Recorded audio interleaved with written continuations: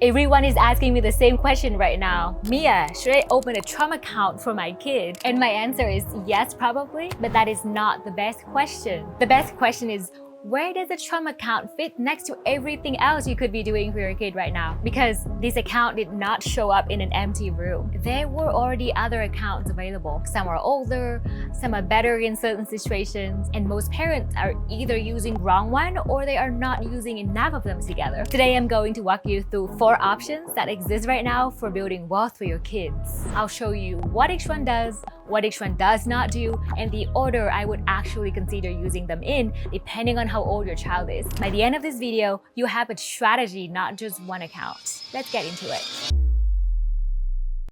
Let's start with the first account, the Trump account, and especially the free money part. The government wants to give your kid $1,000. I know that sounds like a scam email, but this one is actually real. The Trump account, earlier called the MAGA account, Money Account for Growth and Advancement, was created by the One Big Beautiful Bill Act signed July 4th last year. Here's the basic deal. If your child was born between January 1st, 2025 and December 31st, 2028, the US government deposits $1,000 into an account in their name. No income limit, no application fee, no catch, except for one important detail. You have to actually open the account. No one is going to chase you down and hand you the money, although honestly that would be a nice change. Contributions officially open July 4th, 2026, but the account does not stop at that first $1,000. You can add up to $5,000 a year on top of the government's money. Parents, grandparents, aunts, uncles, even the family member who sends birthday checks with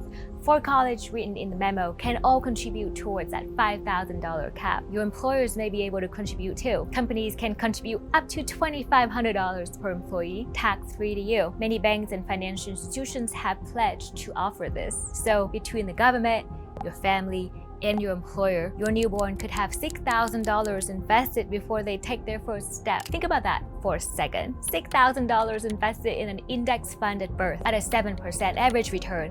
That is over $20,000 by the time they turn 18. And your child did not even have to do anything to earn it. The money goes straight into a US equity index fund. Think S&P 500 or total stock market. You are not picking individual stocks. You are not trying to time the market. The fund options are set by law, with low cost, broad market investing in mind. When your child turns 18, the account converts into a traditional IRA. At that point, it is their account. They can keep investing, roll it into a Roth, or start using it according to the rules. So this sounds incredible, right?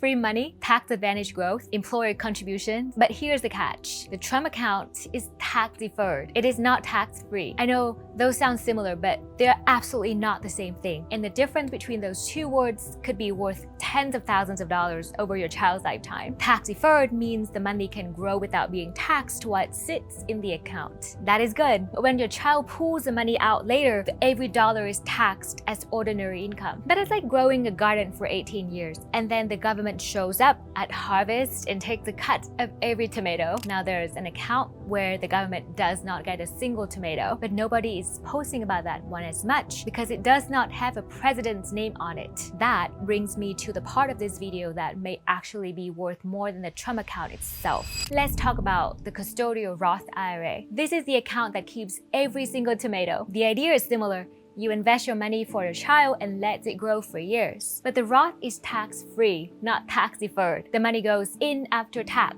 and when your child pulls it out later using the rules, there are no taxes on the growth and no taxes on the withdrawal. The contribution limit is $7,500 a year, which is actually higher than the Trump account. So, why is everyone not just using it first? One word, income. Your child had to have earned income, and that could be babysitting, mowing the lawns, working at the ice cream shop, or another job where they actually earn money. Now, here's a little bonus for you business owners. If you have a kid who's at least 7 years old, you can put them on your payroll and pay them up to $15,000 a year. Yes, legally. And there are some serious tax benefits that come with that. But before you move on, if you're a business owner who's tired of overpaying in taxes and staring at your numbers every month with no clue where your money is actually going, just know you're not alone. We work with owners like you every single day. And if you have questions about hiring your kids in your business, we'd be more than happy to walk you through that too. We offer a free consultation session, no pitch,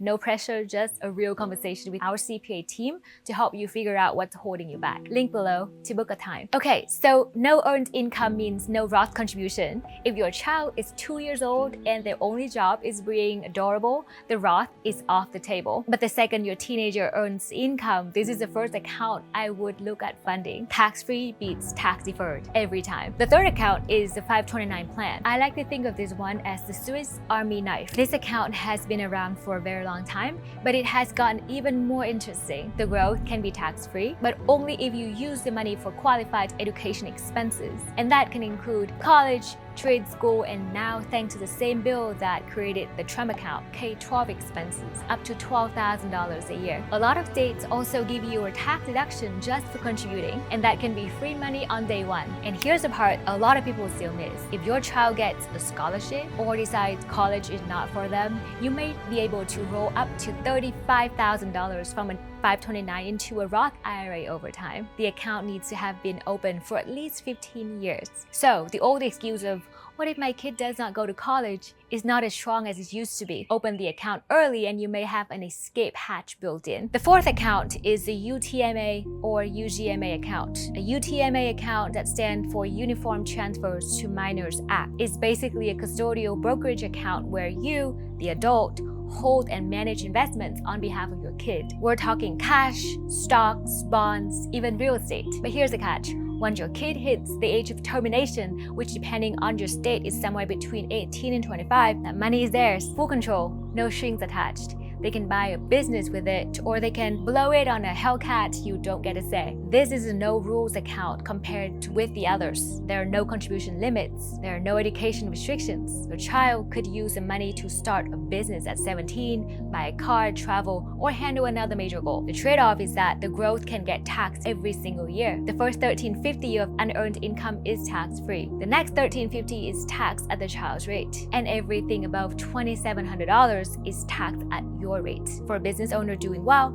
that kiddie tax can add up quickly. There's also a financial aid issue. If your child applies for financial aid, UTMA counts as their asset at 20% on the FAFSA. A 529 usually counts as a parent asset at about 5.5%. Same money, very different impact on the aid package. Think of a UTMA like a convertible. It's flexible, it looks great, and it can be useful, but if you're paying for premium gas every single year, whether you drive it or not. Now that we have the 4 accounts, let's talk about the stat. Each account has a superpower. The Trump account has free money. The Roth has tax-free growth, and the 529 has education flexibility. The UTMA has the fewest restrictions. So the question is not just which account should you use, it is which account you should use and in what order. And here's a general framework I would walk through. If your child is a newborn from 2025 to 2028, I would look at the Trump account first. The government is handling you $1,000, and opening the account should not be overcomplicated. Get the free money. Then, if you can, consider contributing more,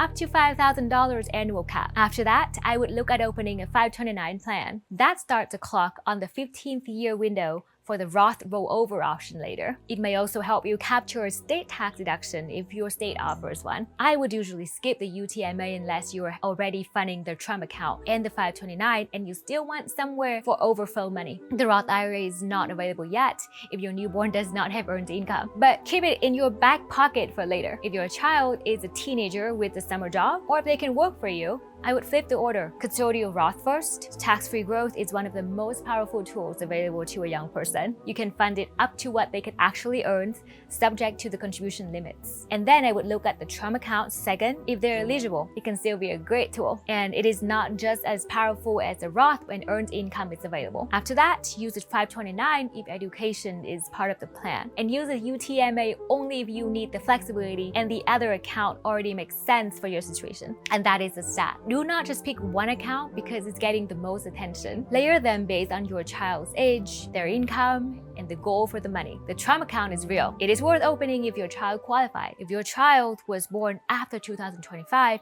and meets eligibility window, go get that free $1,000. Do it this week. But remember, it is one tool on a shelf with 3 others. The smartest move is not grabbing the shiniest account, but knowing which account to use in what order based on your actual situation. The Trump account is for your kid, but there are also provisions in the same bill that may matter for your business, and those could be worth a lot more than $1,000. That video is next, and I will link it right here when it's live. If this helps you see the full picture, subscribe, because this is what we do every single week. See you in the next one.